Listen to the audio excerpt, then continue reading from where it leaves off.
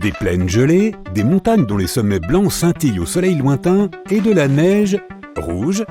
Bienvenue sur Pluton, où plus rien n'a de sens. En la regardant de loin, cette planète boule de glace présente surtout des nuances de blanc et de bleu clair caractéristiques de l'hiver. Une fois que tu auras atterri à la surface, tu remarqueras aussi un beau ciel bleu familier. Mais tu vois cette tache rouge en forme de baleine qui longe l'équateur? Juste là, à gauche de la région blanche en forme de cœur. Waouh, sacré truc! Cette tache est plus grande que l'Alaska, et c'est un mystère pour les scientifiques. Ce n'est pas de la terre rouge argileuse ou quoi que ce soit que tu puisses voir sur Terre. C'est la version plutonienne de la glace. Les scientifiques pensent qu'elle est rouge parce que l'atmosphère laisse tomber sur la surface un étrange produit chimique qui ressemble à de la suie, appelé tholin. C'est la même substance qui explique la casquette rouge sur la lune de Pluton, Charon. Maintenant, regarde de plus près. Oh, regarde, nous avons une chaîne de montagnes. Oui, la glace rouge de Pluton est comme de la roche, et elle est suffisamment dure pour former des montagnes entières. Ces pics blancs qui se détachent sur le rouge sombre ne sont pas des calottes de neige comme nous en avons sur Terre. Non, c'est du méthane gelé. Pour une si petite planète, les montagnes de Pluton sont énormes, plus grandes que l'Everest et faites entièrement de glace. Un paysage aussi bizarre n'existe nulle part ailleurs dans notre système solaire. Oui, Pluton est un endroit froid et rude. Les températures peuvent descendre jusqu'à moins 240 degrés Celsius. La température la plus froide jamais enregistrée sur Terre se situait en Antarctique, à peine moins 93 degrés Celsius. Maintenant, retournons au cœur de Pluton. C'est en fait une vaste plaine couverte de glace de nitrogène.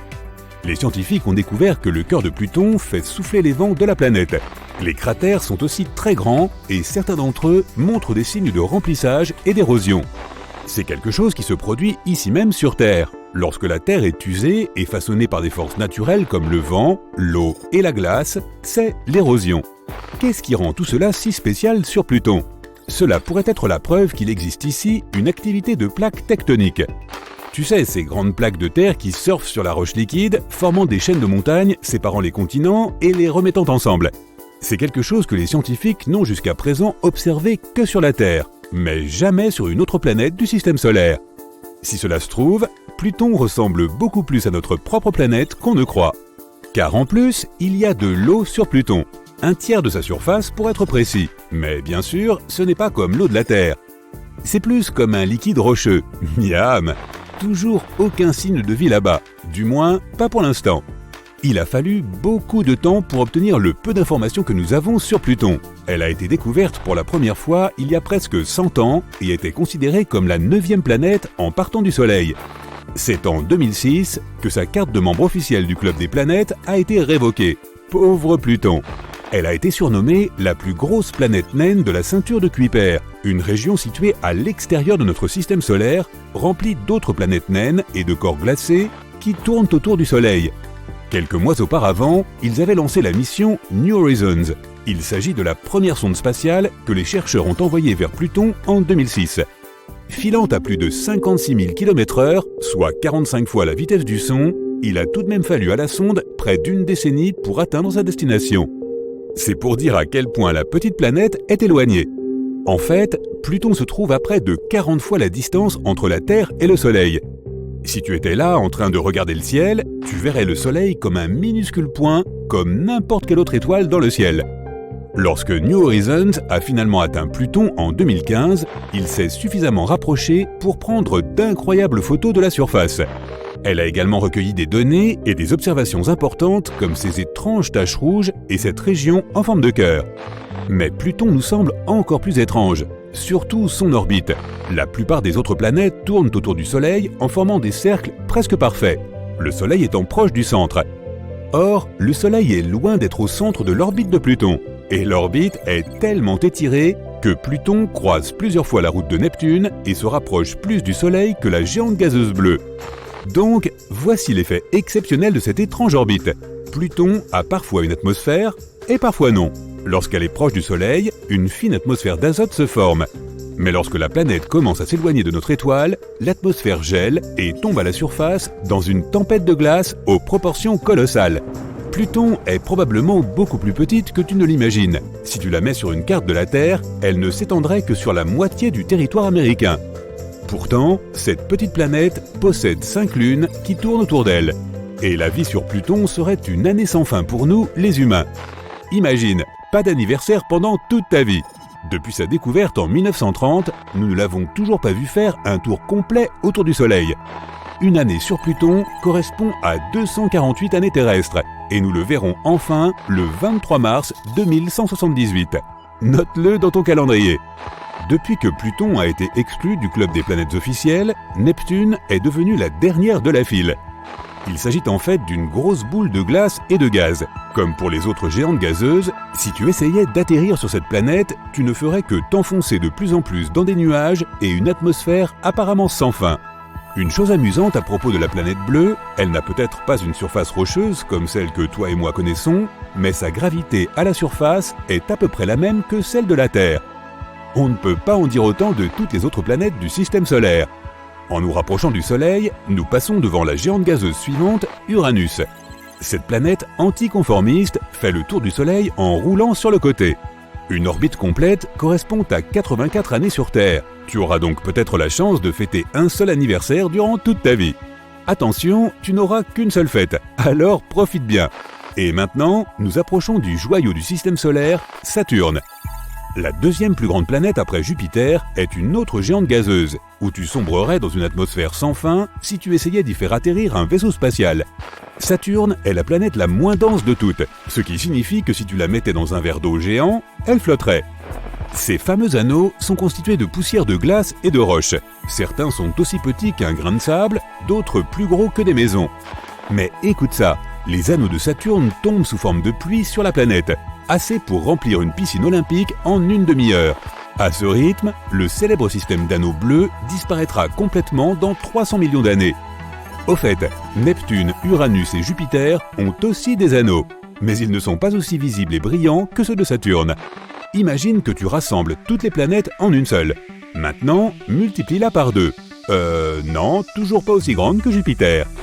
Les scientifiques l'appellent une étoile ratée, car elle est principalement composée d'hélium et d'hydrogène, tout comme notre Soleil.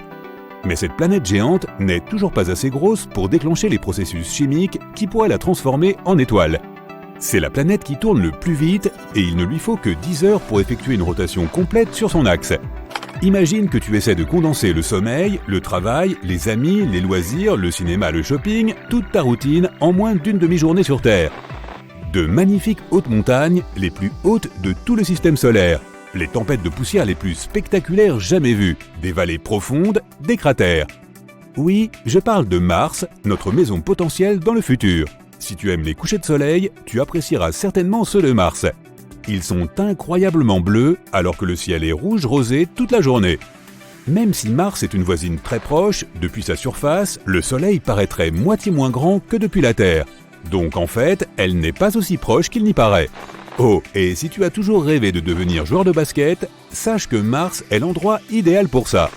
La gravité de la planète rouge ne représente que 37% de celle de la Terre. Tu sauterais donc 3 fois plus haut là-bas. Vénus est la planète de tous les extrêmes. La surface la plus chaude, le plus grand nombre de volcans, la planète la plus brillante et enfin, la plus proche de la Terre. C'est aussi celle qui tourne le plus lentement. On peut même carrément dire qu'elle tourne à peine, ce qui fait qu'une journée sur Vénus dure 243 jours terrestres. Voilà qui te laisserait le temps de faire des tonnes de choses. Vénus tourne également dans le sens inverse de la Terre, ce qui fait que les levées de soleil sont à l'ouest et les couchers à l'est. Elle n'a pas de lune ni d'anneau, et en plus, il s'agit de la plus petite planète de tout le système solaire. Une année n'y dure que 88 jours, donc si tu y vivais, tu aurais beaucoup plus d'anniversaires. Mercure est la planète la plus proche du Soleil, mais ce n'est pas la plus chaude. Cette place revient à Vénus. Les températures sur Mercure ne sont pas aussi élevées que sur Vénus, parce que la planète n'a pas d'atmosphère pour retenir la chaleur du Soleil. La vraie particularité de Mercure, ce sont ses rides. Son noyau de fer s'est refroidi et a rétréci, entraînant la contraction de la surface et la formation de ses rides. Ça, et aussi le fait qu'elle est super proche du Soleil, mais qu'elle n'a pas besoin de protecteur solaire. Et je ne suis pas sûr de cette dernière info. Notre système solaire est un endroit assez bizarre, avec tous ces phénomènes hors du commun, que nous n'avons pas encore réussi à expliquer Selon certains, une gigantesque planète non découverte se cacherait derrière Neptune, des volcans sur Pluton cracheraient de la glace, et sur Mars, un immense canyon pourrait contenir tout le territoire des États-Unis. Revenons donc sur les faits les plus mystérieux du système solaire. Il a 4,6 milliards d'années. Il est si vieux qu'on parle de système solaire supérieur. C'est ce qu'en ont conclu des scientifiques après avoir étudié les matériaux les plus anciens qu'ils y aient trouvés, et par là, je parle de météorites. Vénus est une planète où tu ne pourrais pas porter de chapeau. Des vents violents y soufflent 50 fois plus vite que la rotation de la planète. Ils ne s'arrêtent jamais et ils semblent même se renforcer avec le temps. Tu veux changer d'air ? Il faut t'éloigner de 17,7 milliards de kilomètres de la Terre afin de quitter le système solaire. N'oublie pas ton GPS. Tu as probablement entendu parler du méthane, un gaz issu de processus naturels comme l'activité volcanique. Ce gaz fait non seulement partie de l'atmosphère martienne, mais il est aussi la cause de la plus grande confusion des astronomes. En effet, le volume de méthane sur Mars ne cesse de croître et les scientifiques n'arrivent pas à comprendre d'où il peut provenir. Y aurait-il de la vie sur Mars ? Comme tu t'en souviens peut-être, Pluton était autrefois considérée comme une planète, mais elle a perdu ce titre en 2006. Plus tard, elle a été reclassée comme planète naine. Mais le plus surprenant reste sa taille, qui est plus petite que celle des États-Unis. D'est en ouest, les USA mesurent environ 4344 km, et le diamètre de Pluton n'est que de 2370 km. Uranus tourne sur un côté, et les astronomes n'ont aucune idée de la raison pour laquelle cette planète a décidé de faire comme ça. Ce pourrait être éventuellement dû à d'anciennes puissantes collisions d'astéroïdes. Mais ce n'est qu'une théorie. D'ailleurs, Uranus est la seule planète à tourner de biais. Notre Soleil est incroyablement massif. 99,86% de toute la masse du système solaire équivaut à la masse du Soleil, essentiellement à cause de l'hydrogène et de l'hélium dont il est composé. Les 0,14% restants représentent principalement la masse des 8 planètes du système solaire. La Terre n'est pas la seule planète du système à avoir une activité tectonique. Les astronomes ont repéré ce qui ressemble à des falaises sur Mercure. L'activité tectonique pourrait effectivement expliquer son rétrécissement si rapide. Dans les films de science-fiction, le héros se retrouve souvent dans une ceinture d'astéroïdes où il évite d'innombrables rochers volants. Eh bien, désolé de te décevoir. Mais cela n'a rien à voir avec la réalité. La seule ceinture d'astéroïdes que les astronomes connaissent est située entre Mars et Jupiter. Il y a des milliers d'astéroïdes dans cette zone, mais ils sont si espacés que les risques de collision sont quasi nuls. Derrière l'orbite de Neptune se trouve la mystérieuse ceinture de Kuiper, remplie de corps glacés massifs. Le plus curieux dans cette formation, c'est que les scientifiques ne parviennent pas à expliquer son mouvement. Leur seule explication est que Neptune pourrait nous cacher la vue d'une planète gigantesque. Cette planète hypothétique a déjà reçu le surnom de planète 9 et on attend juste que son existence soit confirmée. Ou pas. Les volcans sur Terre sont aussi différents de ceux de Pluton que le feu et la glace, au sens littéral. Alors que nos volcans crachent de la lave, les volcans de Pluton crachent de la glace. Quand elle est gelée, l'eau se dilate et cette énorme pression s'accumule jusqu'à ce que, boum, la glace crée une éruption. On appelle cela des cryovolcans. Japet, l'une des lunes de Saturne, a une couleur unique. Elle est bicolore. Un de ses hémisphères est clair et l'autre est sinistrement sombre. Les scientifiques n'ont pas encore élucidé ce mystère. Il y a une autre chose étrange dans l'atmosphère de Pluton. Tout d'abord, elle s'élève bien plus haut au-dessus de la surface de la planète que celle de notre Terre. Et en plus, elle comporte plus de 20 couches toutes super froides et très condensées. Nous vivons à l'intérieur du Soleil. Non, je ne veux pas dire que nous sommes les habitants de cette boule de lumière rougeoyante située à environ 150 millions de kilomètres, mais l'atmosphère du Soleil s'étend bien au-delà de sa surface visible. Et notre planète se trouve à l'intérieur. Ce sont d'ailleurs les rafales de vent solaire qui créent le phénomène époustouflant des aurores boréales et australes. L'océan présent sur Jupiter est plus grand que ceux de toutes les autres planètes du système solaire. Mais ce n'est pas le genre d'océan auquel tu penses, car il n'est pas fait d'eau. C'est un océan d'hydrogène métallique, profond, de 40 000 km, soit l'équivalent de la circonférence de la Terre. L'atmosphère du Soleil est plus chaude que la surface de l'étoile, alors qu'en surface, les températures y atteignent les 5000 degrés Celsius. Sa haute atmosphère est presque 100 fois plus chaude. Les scientifiques soupçonnent que les explosions de chaleur en provenance du Soleil pourraient avoir un lien avec ce phénomène unique. On a appris l'existence des magnifiques anneaux de Saturne dans les années 1600, mais ce n'est que récemment qu'il est devenu évident qu'elle n'était pas la seule planète à avoir des anneaux. Toutes les planètes gazeuses géantes, Uranus, Neptune et Jupiter, en ont aussi, mais ils sont extrêmement fins et presque impossibles à distinguer. Quant à Mars, Vénus et la Terre, elles sont constituées de matériaux rocheux et ne possèdent aucun anneau. Notre système n'est pas le seul dans la galaxie de la Voie lactée. La galaxie dans laquelle nous vivons en abrite environ 100 milliards. Alors imagine l'univers tout entier. Sur Terre, on peut à tout moment tomber sur de la roche venue de Mars. Après avoir analysé les composés chimiques de certaines météorites trouvées dans le désert du Sahara, ainsi qu'en Antarctique et dans d'autres endroits de notre planète, les scientifiques en sont arrivés à une conclusion choquante. Elles étaient toutes d'origine martienne. Mercure étant la planète la plus proche du Soleil, beaucoup de gens supposent simplement que c'est aussi la plus chaude. En fait, Vénus, qui se trouve 48 millions de kilomètres plus loin, est bien plus chaude. Le fait est que Vénus possède une atmosphère incroyablement épaisse, 100 fois plus dense que celle que nous avons sur Terre. De plus, cette atmosphère est presque entièrement constituée de dioxyde de carbone, plus connu sous le nom de gaz à effet de serre. Ces facteurs font grimper les températures sur Vénus jusqu'à environ 470 degrés, ce qui est assez chaud pour faire fondre le plomb. Quant à Mercure, ses températures maximales atteignent à peine 430 degrés. Io, la lune de Jupiter, connaît un chaos sans fin en raison des centaines de volcans fumant à sa surface. Si tu visites cet endroit, tu ne verras que la fumée de ces volcans s'élever dans l'atmosphère. Le volcan le plus gros de tout le système solaire se trouve sur Mars. La taille de ce monstre est presque aussi importante que celle de l'État d'Arizona et sa hauteur est aussi impressionnante que celle du mont Everest. Comment se fait-il que cette chose soit devenue aussi énorme ? La réponse est simple. La gravité est beaucoup plus faible sur Mars que sur notre planète. Même si tu étais le plus petit des corps célestes, tu pourrais avoir ta propre lune.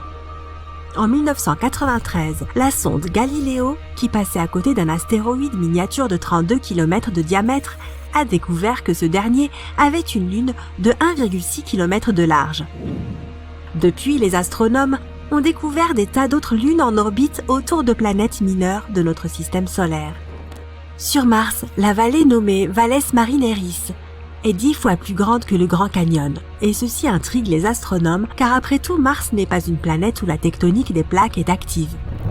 À la surface de Jupiter, il y a une région étrange, appelée la Grande Tache Rouge. Récemment, les astronomes ont déduit que cette tache était en fait une tempête qui fait rage sur Jupiter depuis des siècles. Mais il y a environ 20 ans, ils ont remarqué que cette tache avait commencé à rétrécir. Aujourd'hui, elle est 2 fois plus petite qu'avant, même si elle reste 1,5 fois plus grande que la Terre. Connais-tu d'autres faits surprenants sur notre système solaire ? N'hésite pas à nous le dire dans les commentaires. Si tu as appris quelque chose, lève haut les pouces et partage cette vidéo avec tes amis. Oh et attends un peu, nous avons plus de 2000 vidéos fascinantes à te proposer. Tout ce que tu as à faire, c'est de cliquer sur celle de gauche ou de droite pour en profiter. Et surtout, n'oublie pas de toujours prendre la vie du bon côté. Que nous arriverait-il à nous et à notre planète si elle devenait aussi grosse que le Soleil ? Le diamètre de la Terre est de 12 874 km. La traversée, c'est comme faire 3 fois l'aller-retour à travers les États-Unis. Ça ne semble pas beaucoup, non ? Eh bien, que dirais-tu de répéter ce voyage 305 fois de plus ?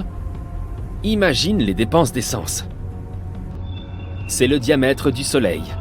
Environ 1 392 082 km. Comparé à notre Terre, le Soleil est d'une taille inimaginable. Alors, que nous arriverait-il si nous le rattrapions ? Il existe 4 scénarios possibles, selon ce que l'on entend par taille du Soleil. Premier scénario. La Terre devient aussi grande que le Soleil, mais sa masse reste la même. Une planète gigantesque avec la masse d'une toute petite Terre. Tout d'abord, dis au revoir à la gravité. Plus la planète est grosse, plus sa gravité est forte, et vice-versa. Une planète aussi légère ne serait tout simplement pas capable d'attirer quoi que ce soit à elle. La gravité crée toutes les substances lourdes. Tout, des cailloux aux continents entiers, est maintenu grâce à elle. Je crois que tu as deviné ce qui arriverait sans elle. Nous nous transformerions tous en particules de poussière. Oui, la Terre deviendrait tout simplement un nuage de poussière. Oh, et pour compliquer le tout, les gravités des autres planètes nous étireraient sur les côtés, ne laissant aucune chance à notre planète de reprendre sa forme originale. Ce scénario n'est finalement pas le meilleur, tu ne trouves pas ? D'ailleurs, même si la Terre demeurait une planète, la vie ne pourrait pas y naître dans ces conditions.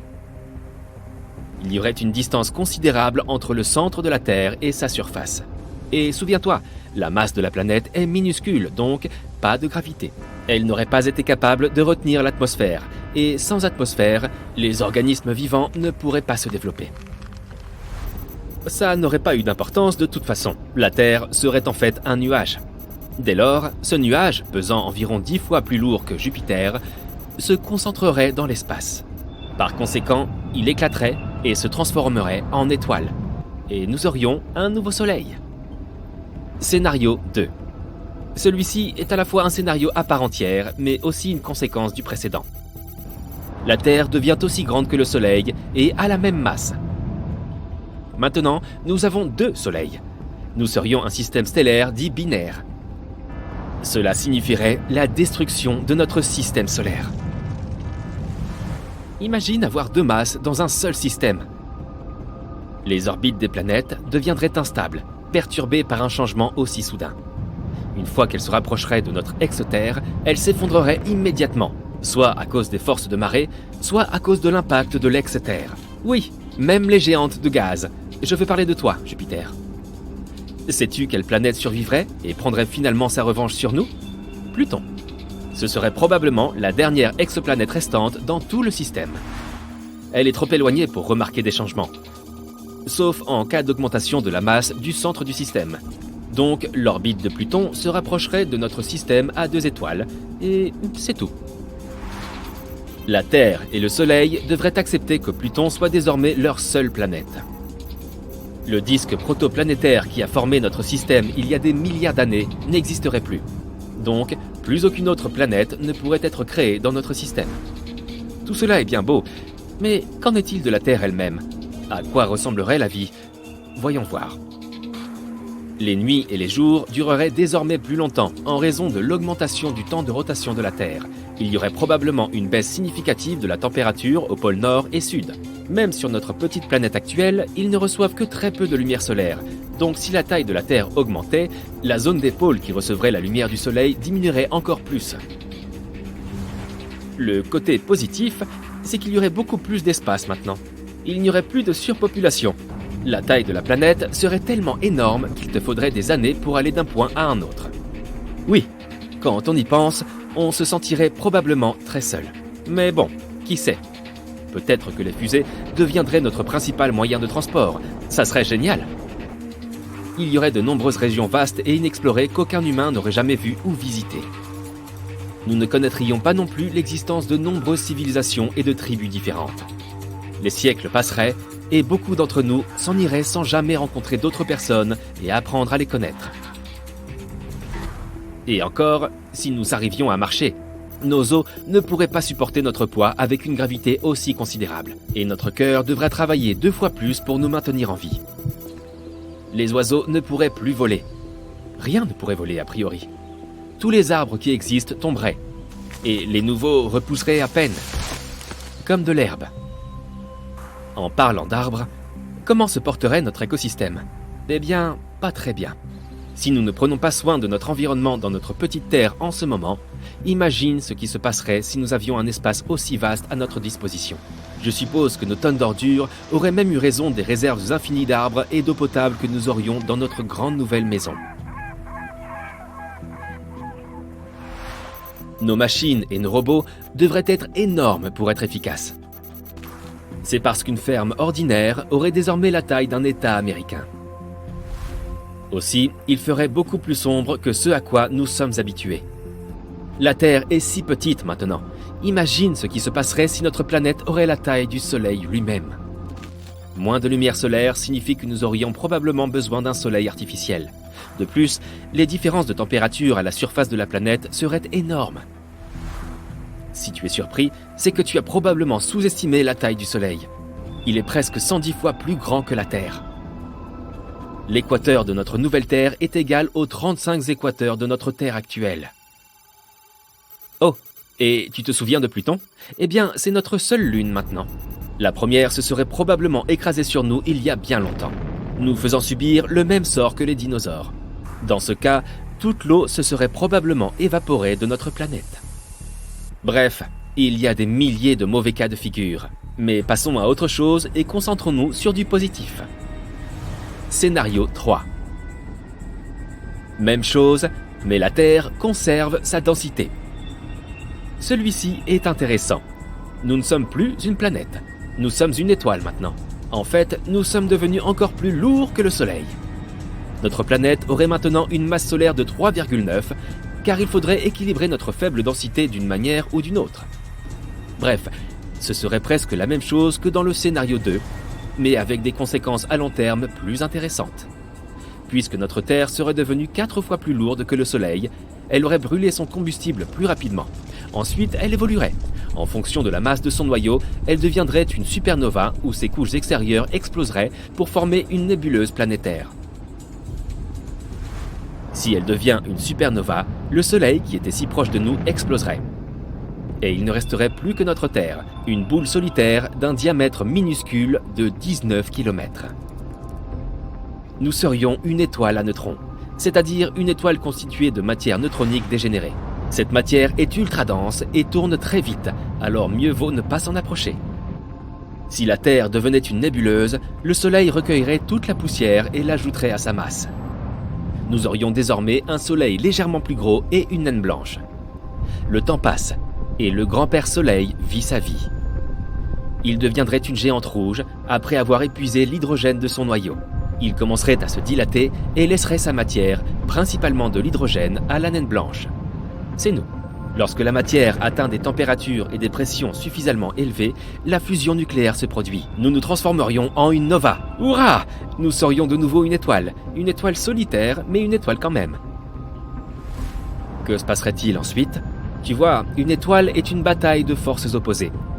L'une d'entre elles est la gravité, qui essaye par tous les moyens possibles de comprimer au maximum le plomb en une petite boule. La deuxième est un tas de combustible dans le cœur de l'étoile, qui, en brûlant, produit des tonnes d'énergie et des températures très élevées. Tant que ces forces sont en équilibre, l'étoile vit. Mais quand le combustible de l'étoile s'épuise, l'étoile se refroidit. La pression à l'intérieur diminue. Cela signifie que la gravité a gagné. Elle comprime l'étoile de toutes ses forces. En seulement 15 secondes,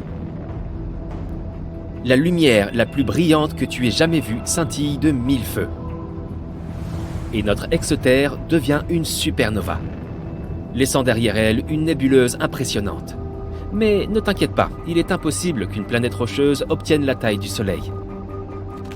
Seules d'autres étoiles peuvent être aussi grandes. Mais attends, pourquoi notre Terre est-elle si petite alors que les autres planètes sont énormes ?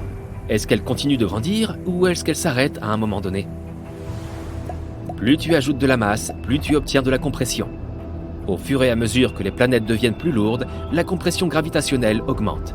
Elle cesse de croître lorsque leur masse atteint environ 1,7 fois celle de Jupiter, ou 540 masses de la Terre. Après cela, l'ajout de la masse à une planète la rendra plus petite, car la compression devient plus forte.